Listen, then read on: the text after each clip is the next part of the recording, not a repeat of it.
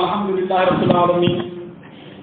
والصلاة والسلام على أشرف الأنبياء والمرسلين نبينا محمد وعلى آله وصحبه أجمعين. تيجينا الله سبحانه وتعالى تمني أكيد بيغني تلهون شو كمانا وكسين دمي مورنوان نبي من كم خفارة أكيد بيغني خفارون جو فسمون تنا يسوع لغيره هذه صاحب الماضي بنكوني كم بالله لنكي أرابك أجمعو خاصة نخونه أتام من دسكو هجرانغا وجونه كمونا أتيتاني كرسينو نيري tiba bangkaso aga dimu November atam pilendo karago isine nga wudunu hilli adu tamuro karago ojo tindo kitaben sharhandenga kengani hadis benuga kitab bahjat qulubil abrar di al-Sheikh Abdurrahman ibn Nasir as-Sa'di rahimahullah agaral wallahi oga gille hadis be ayni tanyerondo hillandi wallahi ndana rahimahullah ti الحديث الثاني والسبعون حديث تنيرندو هلاني عن عبد الله بن مسعود رضي الله عنه إذا كنت عبد الله بن مسعود مغا يلي تنكنا دغ مغا قال أتي قال رسول الله صلى الله عليه وسلم الله فارن جابي كسرني مغا كما لا يدخل الجنة سرين ترون الجنة من كان في قلبه سريد أجاسم نمندي مثقال ذرة من كبر ذرة لا نري ما جاجهم كلا نري جلي دون دراهم فقال رجل يقول في جماعة إن الرجل يقول غنيني يحب أن يكون ثوبه حسنا أو من دايدرك النني أسرنغني ونعله حسنا أو من دايدرك إن تهم النني إسرنغني فقال فارس صلى الله عليه وسلم إن الله جميل الله حرام بريني يحب الجمال أو حرام بريمون الكبر دندرا عمره بطر الحق أي نمبر تونغا وغمت الناس أدون النغو سرونغا رواه مسلم دهلا كن عبد الله بن مسعود حديثني عبد الله بن مسعود رضي الله عنه فارن شابا قراني أوجد مهاجر غانكونغا awajeli min as-sabiqina ila al-islam awajeli kubenu ga sawandi kata salama huna amana kibnu ga danyani awajeli kubenu Allah subhanahu wa ta'ala ga atlahum kiniya min fuqaha as-sahaba awajeli sahabanu tuwananga ke qur'anai arko nan tida tanyere sura ida raga bakka faringa sallallahu alaihi wasallam farini migi haranga igi muku igi tangan kemmo kane kadi awajalli fuqaha munga tangana daga masalan fuqaha era tuanunga imadhabna atagantenna sahabun ben ga tawunga ni awajalli kunga Abdullah bin Mas'ud kenyan tigi masalan Abdullah bin Mas'ud ara munga iwa Hanafi madam bisri boyni Abu Hanifa akara moni Hammad ibn Sulaiman kun kan haram ni Ibrahim an-Nakhai kun kanu najalla Abdullah ibn Mas'ud kharle monye khomata Abdullah ibn Umar Malik madam patagan tengara nun kam mo be boni a remunda kharle mu ko ngani nafianu ado salim mu ado kuntananu Madina tuanu ngaida tuawu mu kunyi kembra Abdullah ibn Mas'ud ati faris sallallahu alaihi wasallam ajabi nanti seresu jarla hulte lanyira gantirno men gelli dundara ngantoro narjanna nanti terebe dundara ngantirno men daga roho antaro narjanna ke hadith adango sahih muslim kitab al-iman oda bangani no ngan nanti aga tantaro narjanna ke do hadith ben ga ko ni nanti mu'mini anta dum men jahannaba karo ga Allah be ni sellanunga wa me wali agara to anu ga asan mo be nanti keni gongo nyai na soron kanondi gelli dundara ho njurumuma kemmo kana kadi araba nyana hadise ke ureni angana idundara ngana cenno mendi kenga nyana sabu anga rono jahannaba ana inam biti kem pakenga kem pallannaro arjanna awre nantaro na arjanna kay ni yimpano ben garo na nyin tata min do jahannaba kadira hadise ke unta sira famu adi nanti bendanya dundara ngawre nan kaban ni kayre nyanga ban toro na arjanna fereng ay boyni hadisu tan wadi ga ko ni nanti mu'mini harandaru jahannaba anta dumena bakkani boyna Allah subhanahu wa ta'ala wa rin surum bagandi jahannaba ho sugati la ilaha illallah gancon no mendi aga sabatan con no mendi kembire anta dumena jahannaba imbendi ha kene hadisa ko kamundini dundara ona nanti junubun darenyen kewo ko ne nanti dundara ona junubun darenye boyni ada arjannal be mbala ko nya sagara fenga kembere serera ba famanu dundara ko ni nanti ayne harangana ho sirondi sorolla bawal nantani dundara nyai kembere sabo go tindini boni kunga kewajelli sabo nga idi nan kamenga kharlem manka inda ko mazara honda ram pakalendi gelli mata iskalia allah ba anna ako kharamo na en kuda nan bugu sankode ke sabati yogorwa munda serla bay nyanga munda anna droge surloni anna to surloni yala ken kan dundara ko nyero ati ay ati kembere dundara ko fare sallallahu alaihi wasallam ada dundara pasarada adi allah haram parenyani awa haram pare munda kembere haram pare salama unta kabana angane hube de barne anna surundi allah subhanahu wa ta'ala ma ko be nani haram pare adi ka jara dundara ngani kebe annam paratum ina to ngum ko yana anna bara duute jamma imma kebe gara tonke ko nanda ngani anna ngana nyama kaman nam puai ma anga walla ngana tonke ko an kanne so nyaawo mura inta Allah gana masalan iganyal laga ni kitum pidi mo be inta laga ni kitum pidi nam nawsa dundara bakka tongul laga ni wagam tunnas aran nan na busrum kenya jigi mata angana daga khadal gume nyani ba ati waru yatul fadli ala al khair annam ma nya ferebe anga wala nan tanyam pasu kutuma bal soro soro sawan toy gonti annan kawa anna raga ngana serenga islami gelli lemme nyaga ni anna raga nan tayam pasanga boyni anyan dan la birena kane kembira rabaji nan kella junubu gabe dabari akimma dabari anna hayti kenya kay serebe ka agam pasanga anna daro anna raga nanti agenda lallam batini ada sunka sunu man me sumu anke ngama kunchum ada farlan jallu man me sambe anke ngama kunchalli anna wari nan tayam pasanga xanna ma nyanga na sere suwari anna ngana nyam pasay boyni Allah subhanahu wa ta'ala gamne qiyas nyana kede xenjenne nyana kede ado buga xenjenne nyana kede an tabana to go xenjenne ni mani serebe ma daga punga na tuawi mam punga na nabure maga aya kabilan nam pasang kabilan suru ku ya gon kan ona raga nan ci kenyam pas ay Allah subhanahu wa ta'ala ke hube gamne ngani ken Allah kan kana sunna me nyadi anga walla yogodi sellan danda ngana nyang kan Allah dinan tay ananya ka hube ga sunna me gel Allah kan nan ken makki nyeka anje na ina nan tanyan mbaraji jumuna jenda baraji jumun maganke nyan candini masalan anyan ngurdu candina cenda wudu jala andagani anyan pintu Allah dinan tay ananya kada bayni na ke hono wasonde men wa gollu won dabar gellu kun tangollunga anjen ta kumeno dabar kembere anna ma dugutu soron kamma anga wala nan tanyam pasu sorku anna nanti islami anta serin nakay yenyen diga gari hadith tedan nanti bihaqi imrin min ash-sharri an yahtira qawl muslim awata sereda junubu ya annan ne wampu islamin maga ne islamin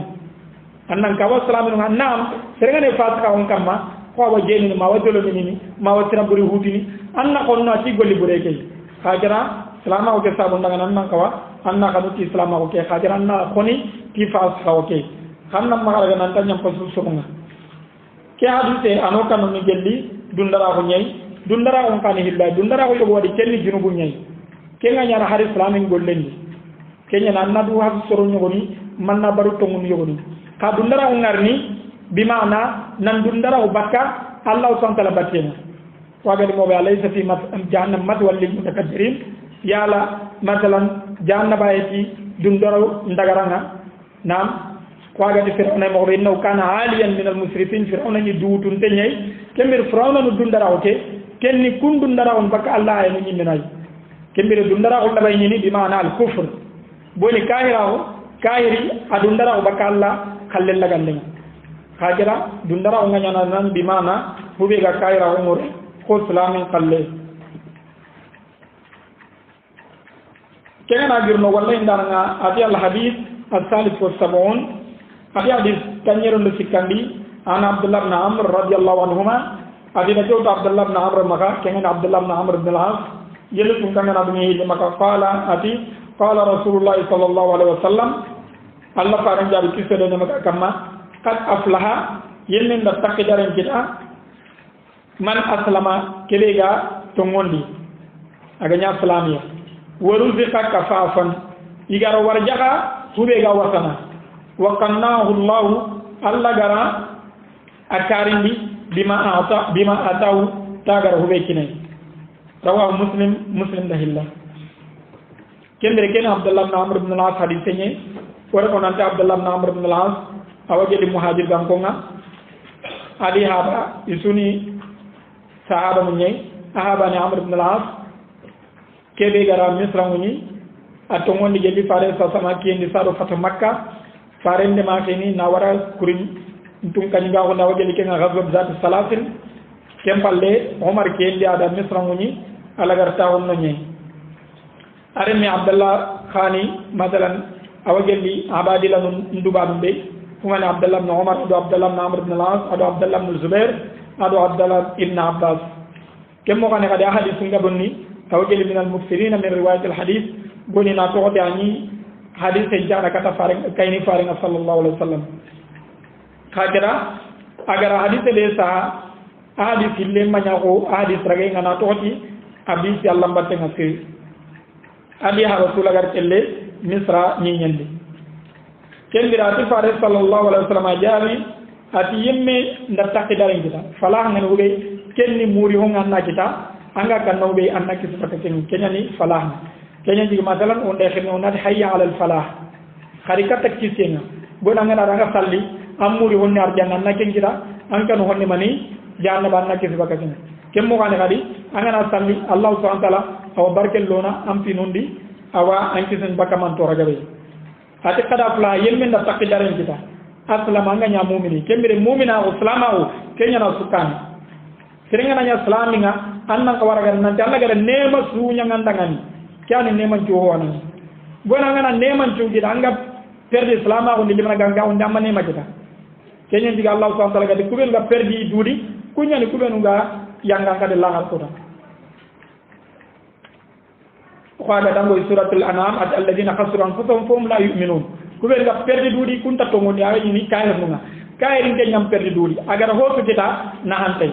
kenya diga Allah subhanahu wa ta'ala ga dale ga gati wal asr innal insana la fi khusr illa alladhina amanu wa amilus salihat wa tawasaw bil haqq wa tawasaw bis sabr kembere ganye nyim man tengan hubey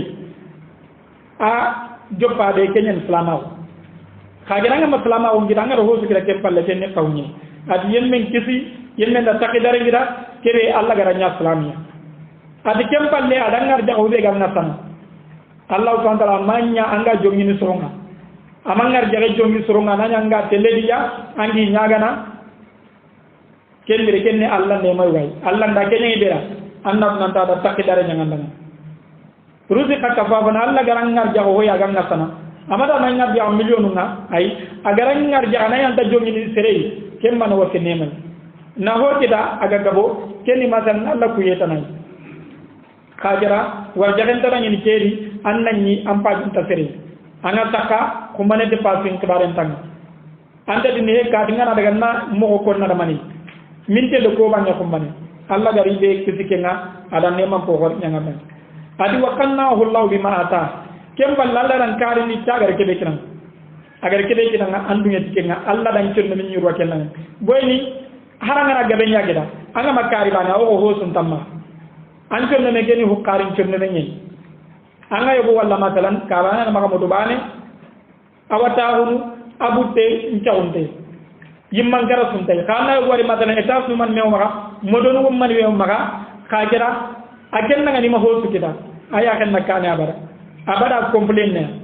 o ko he yiri xota yiri mali mo business ni ci ja kundu kun nan ni complain na boyni amakari kembire Allah subhanahu wa ta'ala ne manya ne kay anan kari niti agara bucci ne kebe kinam kembire Allah ndaw kina haram daro ha ran kari ndi bane kenyen tigi arabu ngara ko talin nanti al qanaatu kanzun la yafna nandi kari nga manan ko nyana tanyine al qanaatu kanzun la yafna kenyen tigi masalan Sheikh Muhammad Lamine Shinkiti rahimahullah awoko no nanti igara ga Hijaz ni nendi adi hoyi magalla da hokiniya kenyam basu banna on jadi kari naam kenyam beni masalan ida kuyu gon tabara danga nagara kun kuyu su sagandi masalan Taif Malik bin Abdul Aziz rahimahullah ada dingiran kinai Taif khatiya wasit atana kini seretane kene mani akarin kenyen nam khagere jogo harangana masalan berano man mekini ama kanu man me ma hotana kenji baka kembire Allah subhanahu wa ta'ala ndibe karindi anna ko wanna Allah nyaga kariyeni agar karindi bana wasu keni muslim hadith ni kedo koy nandi janka muhim ngani kebe Allah nan nar jaga hoy hube gan agan tutun tay angan ta ta nan nan jommi songa kemmo kana kali angani Allah nyaga na Allah nyaga anan ngar jaga war jaga be anga karini tay kanga makari wani ho sun tam ka gabo mo anga makari haranga na million nyambaga ay ndangi har so won tamma anga makari hari madan kame ya haran damma anya henna wandi ya haru kay wa hakana kembire wallahu subhanahu wa ta'ala nyaga yalla no nya karamu kemballe ati al hadith ar-rabi wa sabun hadith sanadendo tanyirundo natandi an abi ayyub al-ansari ida kewta bu ayyub al-ansari maga radiyallahu anhu yelitu kanga na duma maga qala ati jaa rajulun ila nabi sallallahu alaihi wasallam yugo dikata nabi kisede ne maga kama fa qala ati ya rasulullah ya allah farid helni nkawandi wa awjiz annande hondinde awre ne nkawandi hajara malaika wandi gibe naam fa qala ati idha kumta fi salatika gelangana sigi sallen an callen fa salli salata muwaddi'a annan calli khosarana challe mo dega sarene dunay angani ni kana challe lagaren wala takallam bi kalamin maga diga mutti tigame to zar minhu gadan kummane anga lojuru konini tay wajma yasa anna tamati yon putu mimma fi aidin nas bako be ga soron kitun rawahu ahmad dahilla kembere kene abu ayyub al-ansari hadithanye abu ayyub al-ansari radiyallahu anhu farenta ba hore nyani ansari gan kenyani fare sallallahu alaihi wasallam agari madina ayan kayai boy ni nyugo menga daga na ntaru na kurufi berabane ndi fare sallallahu alaihi wasallam ati irani misire inshallah a kurufi nota na irani kanga inshallah kempalle boy na daña giri kubay madina de ben no gonde duran jari intay abu ayyub al-ansari da ali kunguto adi deni bani kempale fare faga ga tirni ndi tali kunga abu ayyub al-ansari bani ati seren nabi li kunye kembira yanka abu ayyub al-ansari aga yanka anyi urera nyai kagira abu ayyub al-ansari khanu anyi nam ada khanu anyi ga place bay anyi no ngani ama ga ni fare kam sallallahu alaihi wasallam kagira fare sallallahu alaihi wasallam ada atam to place nga amana kidnunga be nyani awageli ke ngari fare fati ande anyi agate le jihaduna aw yulla to khari kenga anyi te le jihaduna ala ga fati ni ida buru kata urunu banyenyi radiyallahu anhu wa arda ati yugo gori kata nabi tikere ne maga kamma akamanti fare nangan sasam nantani iwaju kembere sahaba na radiyallahu anhu ni tele kata fare sallallahu alaihi wasallam na tinni no don kullahu na tinni wajenga awageli kenga hadise ke daga dango ke tawe dangen tagati awsini wosin dangani kembere serenka andani matan tuana kan kane matre sire hakadi di nan daga na tini nan daga wosi de kon nan daga ni mangana ikata tere kille na tindi wosinunga manu kon kullahu asrini na to di sahaba ngai nyanya na radiyallahu anhu adi wosin daga ni khageda ade hondi awreni laalla kan nay ma daga mungudiya na ko madalan ke bana gati mo be nanti kulli fil islam qawlan la asalu ahadan ba'dak nam maga hoga di mata inna shara'i al-islam kasrat alayya ho tanati shara'i ci tu ngai gabunyani gollu gabunyani khagira na ho ko ni da hube de pinga na nani ga ragene tay ga golil tay ke khati ani ka wandi khagira maji londi kuro ga kaduna ragene ga golil tay ati ho ha nangana giri nan digan challendi annan challi ko saranan challe saranan challe awreni agane salin anna raga nan kan Allah sallin agana utronya salli anna salla wanto men nanti anta ka sawon challin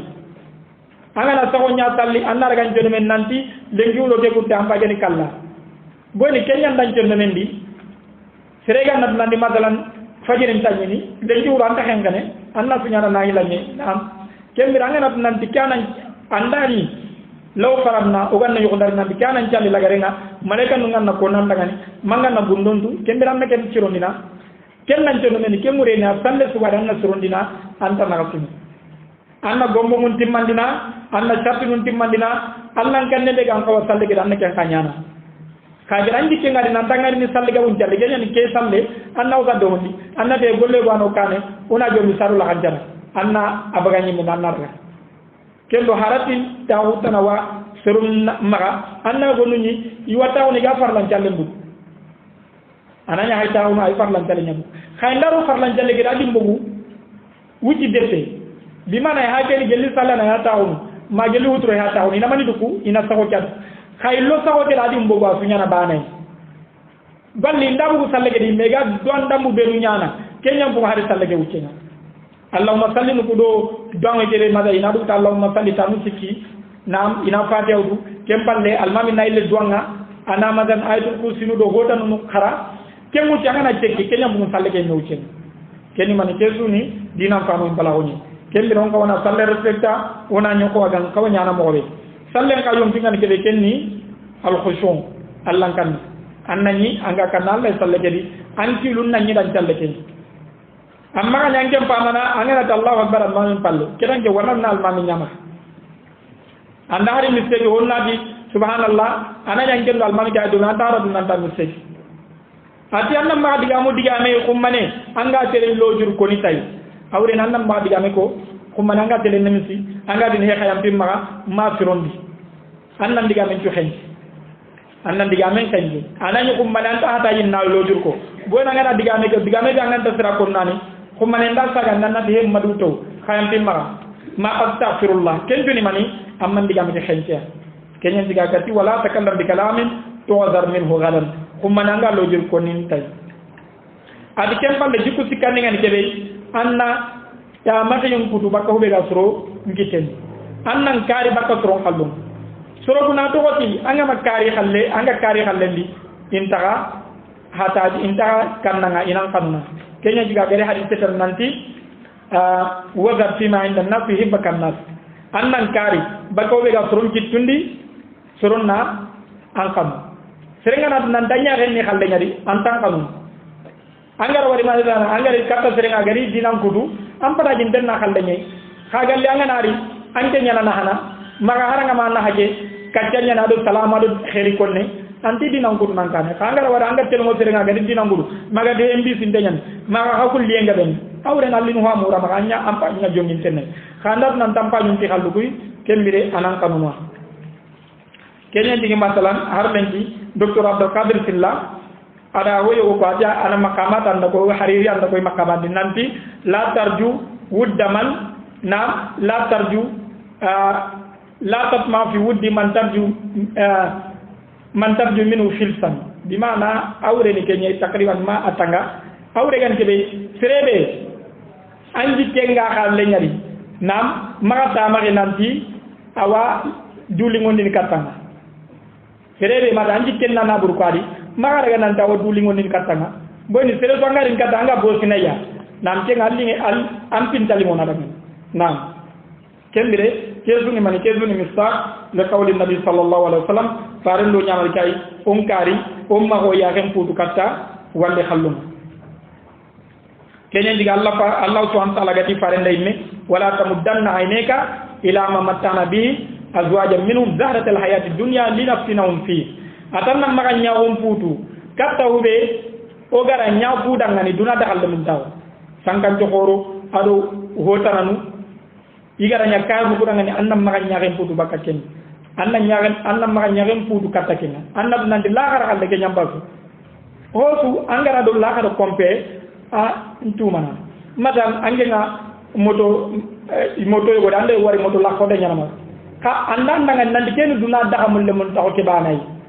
lagar halle nyang ko do an golin pour lagar dangan aduna kan de ken tanda hosi haranda milliard nya do manda million manda mo do hoy inanda ka honyi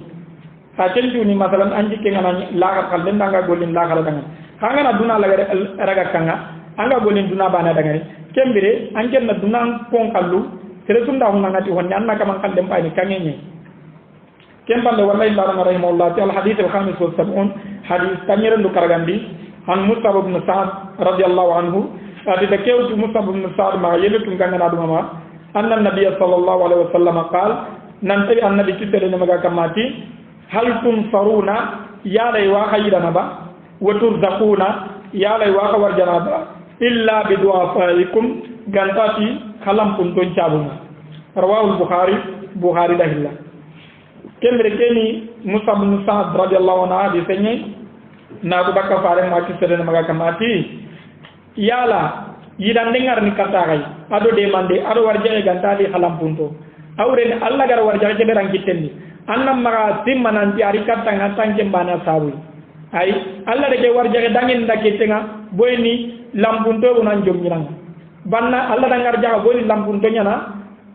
society kin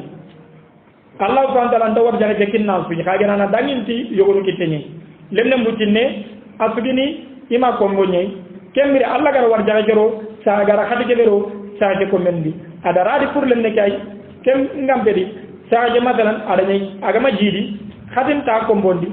sarnanka Allah ga war jaga ko benul kinnanga kenni kudo annal lemne ke khorondia kenyen digagati nahnu narzuquhum wa iyyakum nogoy wati nahnu narzuqukum wa iyyahum anogoy yati narzuquhum majum yakum wala taqtulu awladakum khashyata imlatin nahnu narzuquhum wa iyyakum kama qaremu nam wala taqtulu awladakum khashyata imlatin nam nahnu narzuquhum wa iyyakum adi kama qaremu kari nankanu masalan hukaraw angana kanu karaw na dinga na renga den kita ni biranen kamo Allah di Allah ni ke warti kungar jakana kahinan ke ngajungi hinan wa war jakan ko lemu ko don kama sare anki lungi di Allah na punya war jakana adanki ajunga kulle mu hinan wa war jakan ko nandi kulle mu i war jakan garanti danyen Allah da saha kembir anke ni sabu bane ga danyen tatan kagera no ko kira gati wala taqtulu awladakum min imlaqin adinam narzuqukum wa iyyahum kharam mari kari bakka hukara nan tambagin hukara hunya no gondi lemu ngamma annaw kama da honno ngorondi nandi magabo ati ikana ko warja kana iyani warja kana kembir annad nanti lampun do ben ga ka ho kedi Allah subhanahu wa ta'ala dili kenjo ngi bannan ko adili kenjo ngi hogumu kay kagero hogumu ko ma sama nanti warja kete Allah di warja ci ku nyima sabu mbane ati Allah no warja kana ti lampun do ben ga ka hino ya kembire anna magara nanti lampun do kenya diga Allah gar hatta nyi dang jakkandi jakka bannanta fi asimana nanti ko ya ke do wosine tayya angana saraka bagandi kenga minnan dunan ma kenya honne angana kunkungutu honne har kenga kunkutu ho e bona Allah ndangar jaga ka kenya nati saraka kunya kha jakka nge kenni hakkanye kenya digi faris sallallahu alaihi wasallam gadi muhaddagani fa akhbiru anna Allah farada alayhim sadaqa tukhadu ay farada da farli kamma saraka nyene aga wutu ni bacci bandanu aga kilini yo karuma ko kare ke hakke nyene jakka ke angare ga to anda wandi hakke nyega kenya digu to anu ngadi ni matalan angana bara jakka magani mata jirgi anja kanga jadi sunga fe nyadi ambara bagani nan ko dungana anda to ko matalan cifundi yimbelli adan dingirambuyi cifu nga matalan yimbel ta cifu ni ka garanda to ko matalan comptoir ni yimbel ada subuyi anna kawanna hukaru ko halde magande milo dala tiana maga ambara madal hukaru kam den kinniya tamun dangi ambara bagandin yimbelli adan khasun jubuy anna dunan di 15 million ajaka atambu manyana anna kawanna bagande anda na bure mborondi isu perde ay ikuma perde boni kum fakka jiga wajede hakati kele anga bagande gambi ga kenta nyini no agaranga hara janga bagande anda nyanga bagandi lo jur nyai ko matalan anna bure anairai antere terende go ambilla gari ni nabure ke kasare ambilla ga kaduna bagan manga ka fey dalla ga ka fey amma gadu anja kanu bagandi kembere jakka ke kasare ken palli hukaru ngai tambon tanga kagiranga na harabiya itambon nganga amma bagandi nabure ke ndahari kasare annab nan wajibi nyane anni tuwa boyni i hakka nyanan kam kembere ke hadise hakikadan ana zu hakka ngala nan warja ke be garin kata jittenga Allah subhanahu wa ta'ala na sorongar jahana do may ada soronya soronna ngani sabu keta annam ma fen nandi na bure ke Allah garangar jahay ambana khallenni annatu nanti fuqaru kuben ga jongina nga matam pintu kuben ma Allah gar kuben na fanga jabi ndanga Allah di iwar jahay nangin takittenni annam ma ko to ngana kenga na gemo wallahi ndara nga rahimullah fi al hadith as-sadis wa sabun hadith tanyere do tumundi an abi hurairah radhiyallahu anhu ati da kewto Abu Hurairah maga yellitum kangana duga maga qala ati qala Rasulullah sallallahu alaihi wasallam Allah faran jari kisere de maga kamma yadhaku Allah ila rajulain Allah wasayni katta yugo hilli yaqtulu ahaduhuma al-akhar irubanu men wa banen karni yadkhulani al-janna khayil suruna al-janna yuqatil hada fi sabilillah ho hana ke kenna ga Allah killeni fayuqtal inakal thumma yatubu Allah ala al-qatil kem palle Allah na tubi bakka karindana ke maga fayuslim ana salamahu fayustashhad an ina zakari selim pray muttafaqun alayh Bukhari do Muslim dahilla kembere kene Abu Hurairah hadith nyai yeli tunganga na duma maga ati fare sallallahu alaihi wasallam ati Allah wasayni kata surohilli khibare isiruna arjanna anani dame akari banen da baren kari kagere gere kebe kari arona arjanna kebe ga karndi arona arjanna ke hadithe min ahadith sifat ana gelli ma gudu mpali sunye faram paga bi sallallahu alaihi wasallam yadhaku Allah wasayni kembere soyeni ma ngudai ona sabatin de Allah dangan ko gara matalam birantaw tabatin dana mobe o gara sehen tabatin dana mobe o de gara muliyen tabatin dana mobe o gara مثلا ما نقول تان سبب دادا مودي خاجرا وناتي حقيقة هذه الصفات لا يعلم إلا الله الله سبحانه وتعالى سويم وإنا نتو وكنت دوبوين هنتا جاتم مهندو فضلا ونا كذا ما نقول نتونو خاجرا ونا سبب إننا هنتا تاويل دبري هنتا إننا أنت دو سوي أنا دو كاي أنا دو أدرك دو ما أنا دو كندا يقوم أشاعر نندو معتزلة نغاني نمودي كمبري ونا أحسن في سلني labbe ke gara huwe muru lokan karanga ona hasan ni tikanye ka hakeka ke ona ke ndambini kata Allah subhanahu wa ta'ala inna hakeka ke ka gera onta sira misali ni atage wonun fe mo honga Allah subhanahu wa ta'ala adi tage wonun tabana jate adi tabana magan kutu amagan kutu ni magan kutu timman penye ida jate nyanka ko jate timman tengani mo adi kusoro hilli Allah waseni katiya na to di hinni kawafi ne kenyen tigi Allah ga waseni katiya boyni kere ke kari ka kere kempalle suruna arjanna ade kenya na kammo ho hanake arga jaaru Allah killendi ida kari Allah killendi kebe gara kari Allah killendi ken kana tubi inara ha kari Allah killendi kembere isuna daga menyi arjanna kenni maka Allah subhanahu wa ta'ala fasamunta wonyai ke masalan karnana dangani akarindi ana mu'min nyakari hajara ana laga rono arjanna ko mata aga denga sabanu ni mobe mata ngana ay Khalid ibn Walid na ndo kuntananu isu jonga kayra wonye Khalid ibn Walid radiyallahu anhu aynya sabu islamin ngai ga perdi uhud ga jangendi kajara kempalle Khalid to mondi ada masalan selama undema ada jaru gabenya anya kuri gabe yimman jenga haranda nyaga ma fati jihadu kendi kello madaran wahsi akelle gara hamza fatindi radiyallahu anhu khajara khala gar tubin wa hakala kembere lillahi fi khalqihi shuun Allah subhanahu wa ta'ala ana tiril lagar mo anna ma tiril ngarita aw gonondi anna di madalan lagar buri gumenyan boyni anda wa kamanga mada yuftam lahu iga a junu a gollunga iga nyamane tubey Allah subhanahu wa ta'ala ga lagaru nyana mo kegana jurno wallahi inda al hadith as-sabi wa 70 hadith tanyiron de nyerundi an Anas radiyallahu anhu adi da kewtu Anas maga yeli tunganga na duma maga qala ati qala Rasulullah sallallahu alaihi wasallam Allah faran jabi kisode ne maga kamma la yatamanna yanna ahadukumul maut khadubanu dem maga kallennata li dararin asabahu tora dangani kengara kita fen kana la budda fa'ilan gendanda bitte anani herenta mana kenya falyaqul anti Allahumma Allah ahyini mbirandi ma kanat al hayat khayran li na biren to aya gam pasindangan wa tawaffani annin fatin bi annin kari ida kanat al wafatu khayran li gellan nani kallenya gam pasindangan muttafaqun alayhi Bukhari wa Muslim dalilla kelmire gene Anas ibn Malik hadith ni radiyallahu anhu ora ko nanti Anas ibn Malik ansar gan kenyani amali Muslim ahabani malikay habeke fati kayra ko nyari kagera Muslim kella gar to ngondi ni kempalle asage Abu Talha kembere Anas hadith ilaga da ngam ko gadin Abu Talha na dimbaram pabe nye kembere Muslim and Anas kin faringa sallallahu alaihi wasallam faringa giri Makkah na di Madina kembiri Anas tugunne nga wasino tammi ada kine kudana khidma kembiri Anas radiyallahu anhu ada faren khidma sino tammi ansar gan kenya ni adi tenga denni awagel di saba tugununga kenya jiga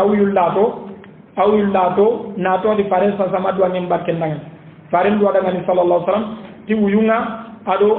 barke nga na burende ado remundi ado arjannal doenga awuyungilo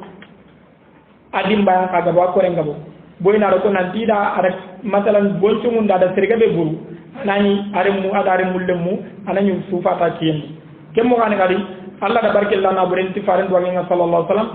surun tamarunyi maga isare ne tabane kage galle wonya maga asare tanu hillai sinendi asare tanu hillai ti faru sa sama duanye mbarken